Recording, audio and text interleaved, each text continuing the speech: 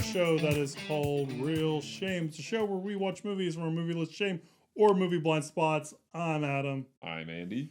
Earlier in the week, we watched the Beatles feature film debut. Would that be an accurate statement? Yep.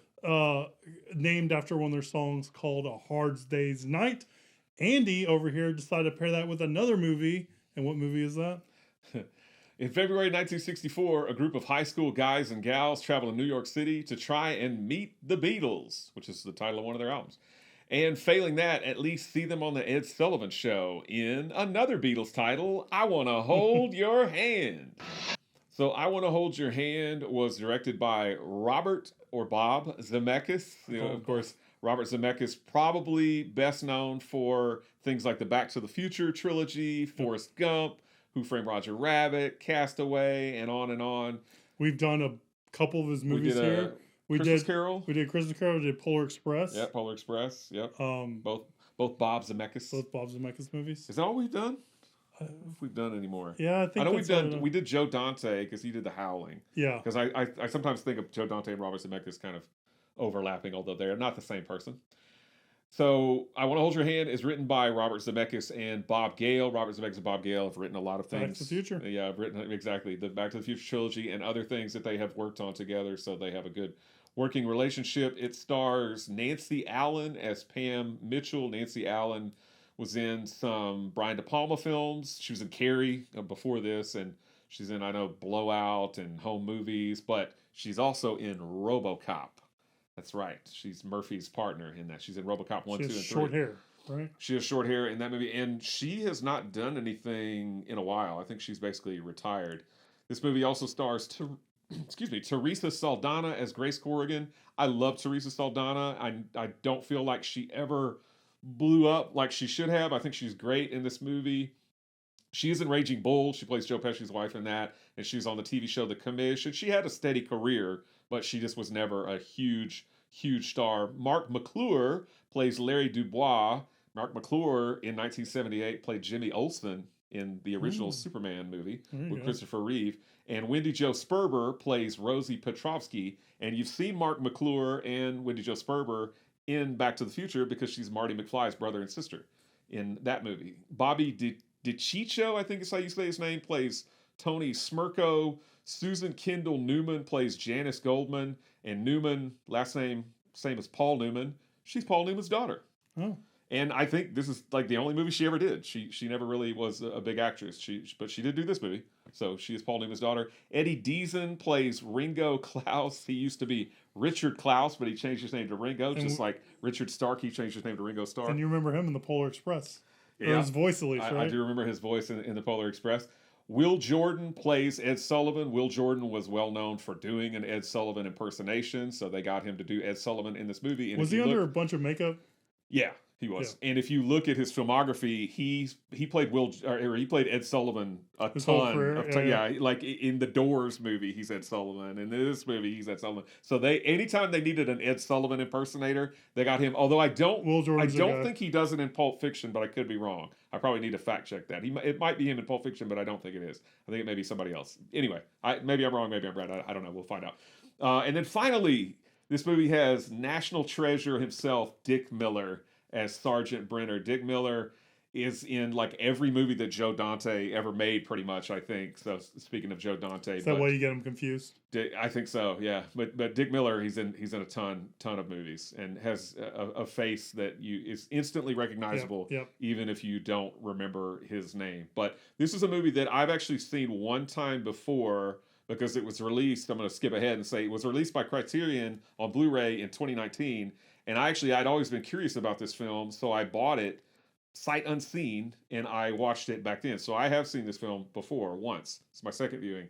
But you've never seen this film. Have you ever heard of this film? So, I have, because one of the YouTubers I watch, his name is leaving me. Oh my gosh. I was just thinking about it a second ago.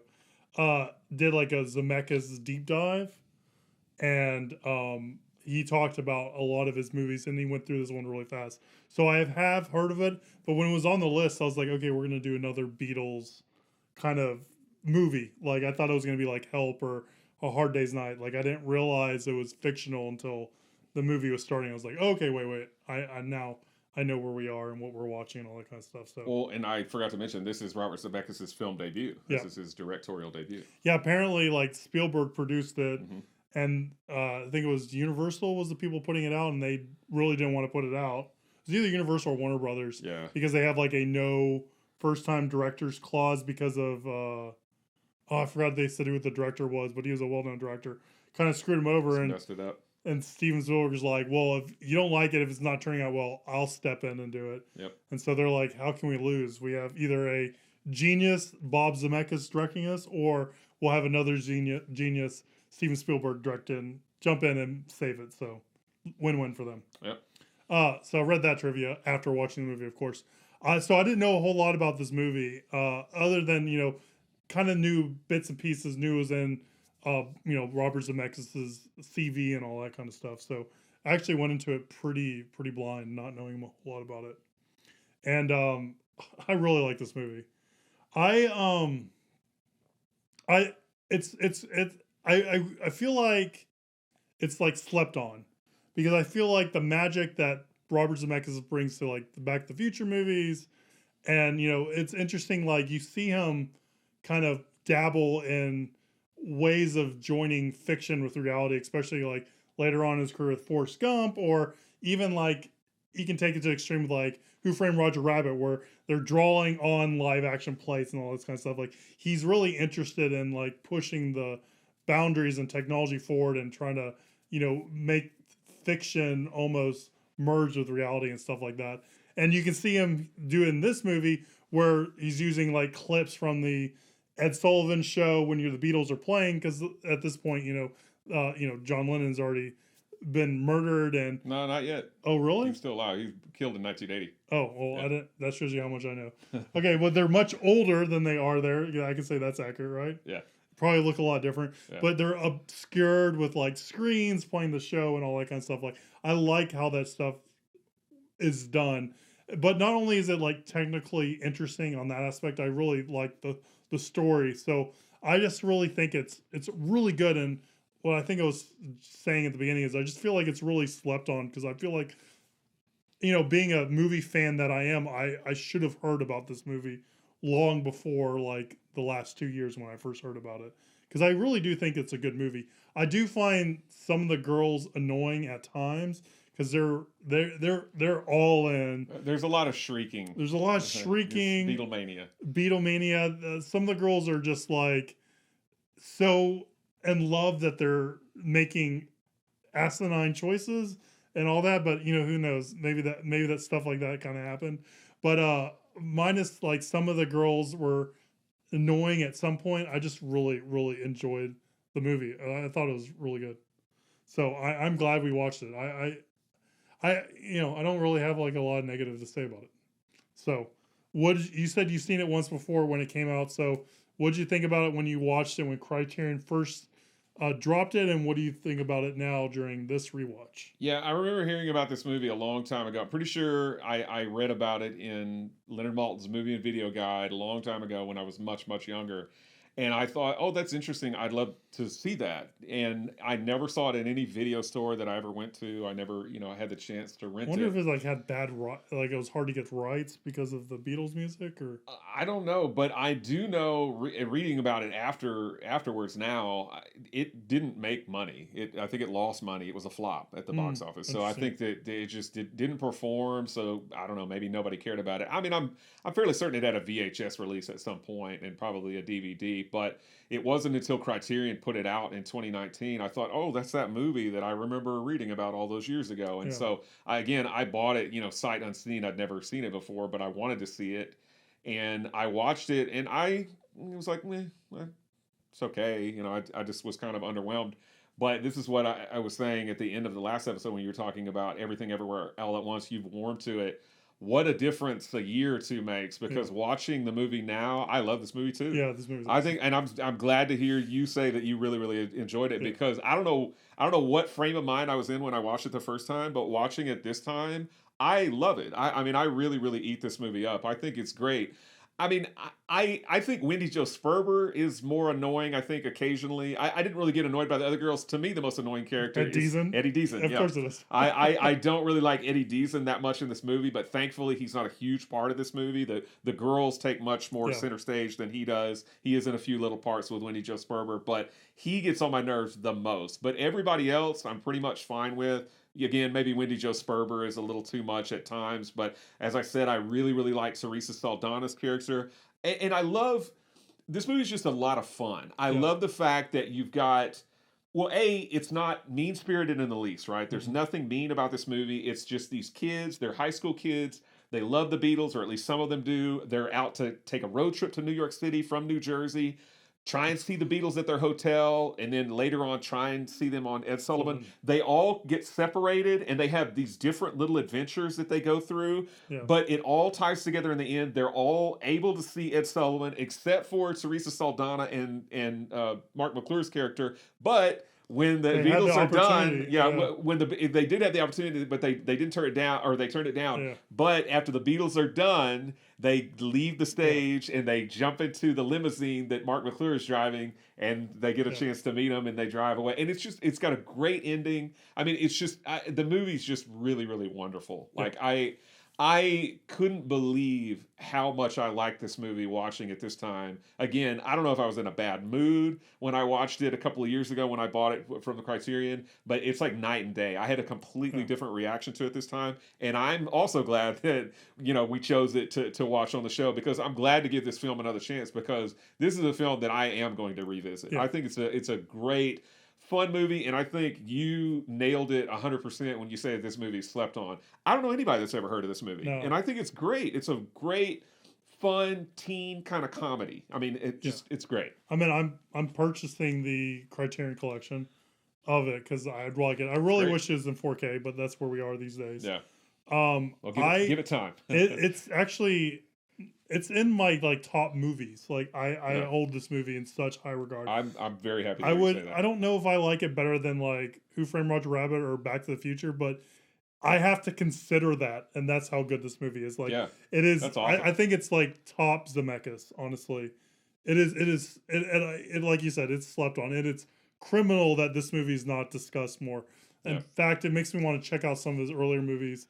I might get burned by it, but like Used Cars I've never seen, and that's Kurt Russell. I love Kurt Russell, so maybe I'll like that. But but so I'm hoping that there's more lightning in the bottle. There's more stuff to be mind. I love like you said, the premise is so good. It is so, like you said, good natured, and I like it's like it's almost like a heist movie.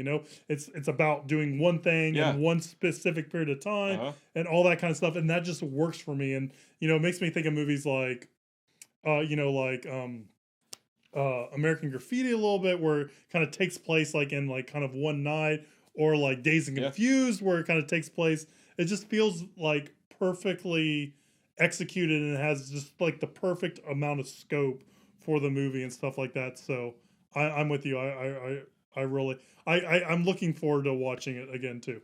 Yeah, I think it's really good. And I agree with everything again that you just said. I think you're exactly right, because it is almost like a heist movie, because they're like, okay, we've got a plan here, and we're going to execute it. First of all, we're going to get Mark McClure's character Larry Dubois, because his dad owns a funeral parlor and he can get a limo. Basically, it's like a hearse kind of thing, but it's a limo, because they don't question when a limo is going to drive to the hotel, so they're going to go that way, and then they're going to try and sneak into their room and all this other kind of stuff. And again, I love how it doesn't all work out perfectly for them, and they do get separated. And like the Teresa Saldana character, she's got her camera, and she's basically gonna be almost like a prostitute with this guy, just to get the $50 so she can get backstage. But luckily, none of that happens, right? And there's some parallels to Back to the Future, because Mark McClure's character punches that guy like Marty McFly does to Biff. And also the part where Bobby DeCicco's character climbs up on the tower and the lightning is striking. It reminds me of Doc Brown hanging from the clock tower. So there's a lot of Back to the Future kind of DNA in this movie. And we all love Back to the Future, so it's cool to see almost like Like that, the beginnings of yeah, that, yeah, the like seeds yeah, exactly. of The that. seeds is Yeah. perfect analogy. Yeah, but no, I mean, I couldn't believe how much I enjoyed this movie. Again, I must have just been in a terrible mood when I Yeah. watched it a couple of years ago, but thank God I gave it another chance because I feel like you do, and I'm so happy to hear you say that you really enjoy it as much as you do because I think it's great, a great movie, and I want to introduce this to more people. Yeah, I think it's a really, really wonderful, wonderful film. I'm with you. I think it's a great. It might be in those lists of movies that I wish I made. Yeah. So I have like a small list of movies that I'm like, I wish I made these movies, and I think this is kind of edging into that list. I have to watch it a couple more times to see where it is, but it's I really do adore the movie that much. Yeah, it's great. So, obviously we spoiled Yeah. some of it, but if you've never seen I Want to Hold Your Hand and you are, whether you're a Beatles fan or not, I mean, I think this movie works. I mean, obviously the Beatles. Oh, and I before we get into the reviews and stuff, I like what you were talking about how Zemeckis likes to blend, kind of fiction with reality because I do like the way that they handle the Ed Sullivan show. You never see the Beatles close up in this movie, so they didn't try and get some lookalikes.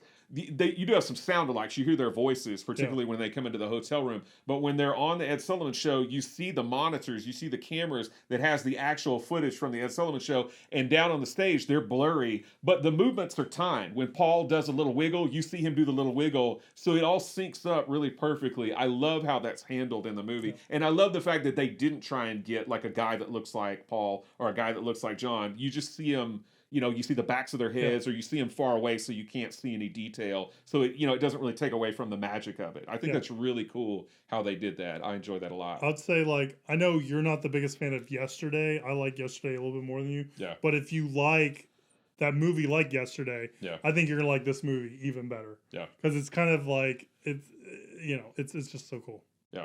Well, and. One more reason why I decided to put A Hard Day's Night and why I Want to Hold Your Hand on the slate for this week is because last week we ended with Can't Buy Me Love. Yeah. So I thought we'll just do 2 or 3 Beatles titles in a row. There you go. So, yeah.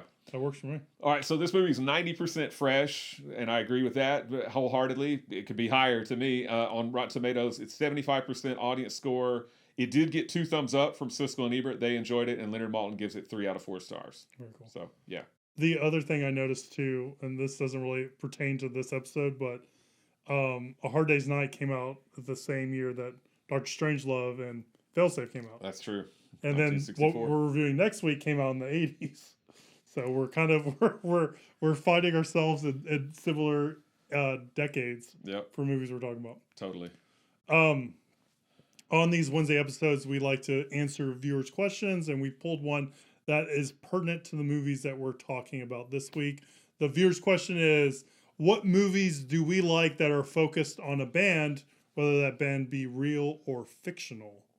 So we've talked about a bunch of Beatles-centric stuff this week, and they have a lot of movies based around them, both that they're in and both, like we said with I Want to Hold Your Hand and Yesterday, or Walk Hard, where they're kind of featured or talked about and stuff like that. So I kind of looked at a list. Do you want to just choose one, or do you want to kind of talk about the stuff that's out there a little bit? we can definitely call out some. I mean, there's some that are on this list that I want to see, like Studio 666 with the Foo Fighters. I still need to see that. I'm looking forward to that. Yeah, and on that, there's stuff that we've already talked about on this show. So like The Blues Brothers, which was a movie I've never seen that we watched together. Also, This is Spinal Tap, which is a movie I've never seen that we watched together. So you can check out those episodes where we're... And the movie we paired with This is Spinal Tap, CB4. Which is a lot of fun. Did I make you watch Ray? Yeah, we watched Ray. We watched Ray, so... Did you make me? I forced you to watch Ray. I forced you. No. I liked Ray. One movie I still need to see, Amadeus. I keep on telling myself I'm going to watch it at some point. Well, they've got Rock and Roll High School on this list. We did that as our very first episode. Yes. Not as good as Rock and Roll High School Forever, but still long. I think we're on the same list. We are. So I mean, it's hard. Some of the movies they list here, it's really hard for me to choose between. So I like, part of me wants to say like Scott Pilgrim, but I really feel like it's more focused on Scott Pilgrim and not really the band. So for me, Yeah. that doesn't really fit into this, but I would kind of throw Scott Pilgrim some accolades. I would say the same thing about School of Rock. I think it's a fun movie, but it's Richard Linklater too. Yep. But it's not. It's focused more on Dewey's character and not really on like a band. So I would say also that doesn't really, in my mind, fit the list. Yeah, I mean, I can see why they included those, but I agree Yeah. with you. I probably would not pick those. And there's a lot of kind of Beatles movies on here. Not just Hard Day's Night and Help, but there's like Backbeat was a movie that came out about the Beatles. I think Nowhere Boy, yeah, Nowhere Boy. Yeah. There it is, right there on the list. Which I don't think I've seen either one of those. That Thing You Do is kind of Beatles esque, right? Because Yeah. they're a pop band from the '60s, so that's a little bit like it. Well, so you mentioned. This is Spinal Tap, which of course I love. I love CB4 too. I think it's really funny. I think some movies that I want to call out are well, I, based on this list, I don't know what your number one is, but I know I have. There's one movie on here which I know we both really enjoy. Okay. It's alliterative. It's 2 words. It's Sixth Street. Oh yeah, We're both big we're fans both of big that fans film. too, So yeah. that's one of my favorites, at least that's on this list that I can think of. But I've actually got 2 movies that I just want to give a shout out to because it's hard for me to pick like a favorite. Yeah. I know, I So agree. I'll say these 2 because I don't feel like they get enough discussion and I don't feel like they get enough love. And they're both movies about folk singers. Although one of these guys it went electric and got booed because of it. So the first movie is a movie called Bound for Glory, which came out in the 1970s. It stars David Carradine as Woody Guthrie, Hmm. and I think it was directed by Hal Ashby. That's a terrific film that I don't feel like gets enough love. People have kind of forgotten about it. Well, I don't know that it was ever that big of a hit anyway. But it was released by Twilight Time on Blu-ray. I do know that.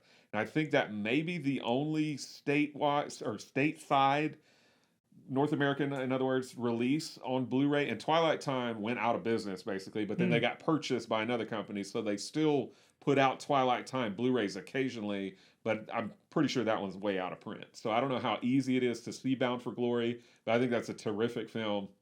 The other movie I was going to mention, also about a folk singer, not Inside Llewyn Davis, although I really like that movie. Oh, I thought you were going to say that one. No, is the movie I'm Not There, which is I believe Oh. Todd Haynes, It's about and Bob it's Dylan. all about Bob Dylan, and just takes a really interesting way to tell his story because it's basically told in chapters throughout his life, and in every chapter, Bob Dylan is played by a different actor or in some cases actress, because in one of them he's played by Kate Blanchett. So I think it's a really really interesting way to tell his story. I like that movie. I think it's really well done, and it's not just a biopic. It gives it is a biopic in that it tells kind of the story of his career, but it tells it in such a very interesting way by using these different actors and actresses to portray him. So I think that's pretty cool. It reminds me of another movie that I watched that we talked about. Is this one you're going to mention? Is it the Brian Jones one or Brian Wilson one? Yeah. Yeah. I like that one. Yeah. Yeah. Remind me of that. So we kind of danced around it. I have one more movie. I'm oscillating between 2 choices. So I'm gonna shout out another movie. Is Cameron Crowe's Almost Famous. It's a movie I really just kind of thought it was okay when it came out, but through subsequent years, I've also grown more fond of the movie, and I really like the movie. I like the all the band scenes and all that kind of stuff. So I've kind of grown more fond of that movie over time.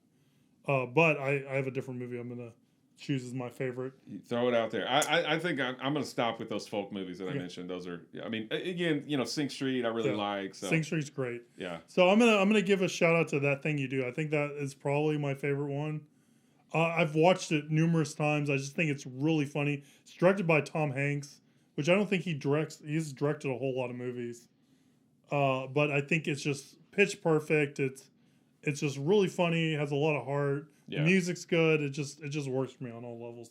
So I really like That Thing You Do. Yeah, I haven't seen it in a while, but I've always liked it. I've seen it probably a couple of times, and I liked it. Now Almost Famous is one of those movies that I think I have the same opinion that you used to have a long time ago because I've only seen it once, and I just was like, it's okay. So I probably need to watch it again, I think it's and maybe definitely. I'll feel differently.